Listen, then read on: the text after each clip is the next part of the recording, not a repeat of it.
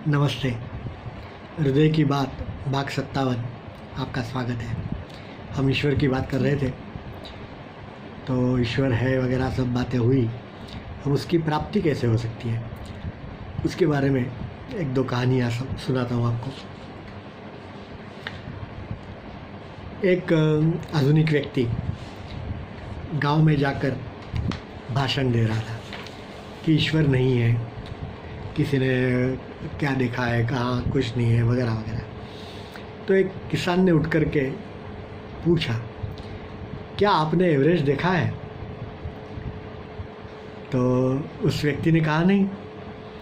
तो फिर उसे देखने के लिए वहाँ तक जाना पड़ता है। तो फिर किसान ने कहा कि ऐसे ही भगवान को पाने के लिए हमें वहाँ तक जाना पड़ता है, उन्हें ढूंढने की तकलीफ़ उठानी पड़ती है, परंतु ईश्वर है, इसमें कोई संदेह नहीं है। हम कोशिश नहीं करेंगे और कहेंगे कि ईश्वर नहीं है, ये तो सरासर गलत है। एक दूसरी ऐसी ही छोटी सी कथा। एक व्यक्ति हमेशा की तरह एक बार नाई के पास गया अपने बाल कटवाने के लिए। वहाँ नाई किसी व्यक्ति के साथ ईश्वर के अस्तित्व के बारे में चर्चा कर रहा था। चर्चा के दौरान नाई ने कहा कि देखो, इस दुनिया में कितने लोग बीमार हैं, कोई अनाथ है, यदि ईश्वर होता तो इतने सारे लोग परेशानी में नहीं होते। बाल कटवाने के बाद जब पहला व्यक्ति दुकान से बाहर आया, तब उसने एक इंसान को देखा जिसके बड़े बड़े लंबे बाल थे। तब उस व्यक्ति ने कहा कि देखो, इस शहर में कोई नाई है ही नहीं। यह बात नाई ने सुन ली। तब नाई बोला, अरे अभी अभी तो आप यहाँ आकर के बाल कटवा गए, ये लोग मेरे पास आएंगे नहीं तो मैं उनके बाल कैसे काटूंगा, इसमें नाई का कोई दोष नहीं है।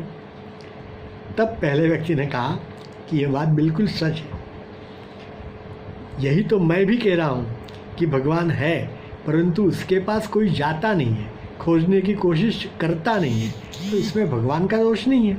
सही है ना? एक स्वामी जी रेल में सफ़र कर रहे थे। रास्ते में एक नदी आई तो ग्रामीण व्यक्ति ने नदी में पैसे फेंक कर हाथ जोड़ लिए। बाजू में बैठा एक सुशिक्षित व्यक्ति था, उसको क्रोध आया। वो कहने लगा कि ईश्वर है कहाँ, और ये सारे लोग क्या अंधश्रद्धा में ये करते हैं वगैरह वगैरह। तो स्वामी जी ने पूछा कि क्या कभी ईश्वर प्राप्ति के लिए तुमने कभी कोई प्रयत्न किए हैं? तो इस व्यक्ति ने घबरा कर कहा नहीं। स्वामी जी ने पूछा कि फिर आपको क्या अधिकार है ईश्वर है कि नहीं कहने का? खैर, ये बात छोड़ो, एक बताइए कि आपने शिक्षा प्राप्त की है? तो उस व्यक्ति ने कहा कि हाँ, मैं स्नातकोत्तर MBA वगैरह किया है। तो कितने साल पढ़ाई की है? तो उसने गिन करके कहा कि 18 साल मैंने कुल पढ़ाई की। तो क्या मिला आपको? तब जा कर के मुझे ये सर्टिफिकेट मिला, डिग्री का सर्टिफिकेट। तो स्वामी जी ने फिर कहा कि ये डिग्री का सर्टिफिकेट लेने के लिए आपको 18 साल मेहनत करनी पड़ी। तो आपको क्या लगता है कि ईश्वर क्या साग भाजी वाला है, सब्जी है कि आप कहीं भी जाओ और ईश्वर को ले आओ, मिल जाएगा? ईश्वर को प्राप्त करने के लिए आपने क्या किया, ये आप पहले सोचिए ना।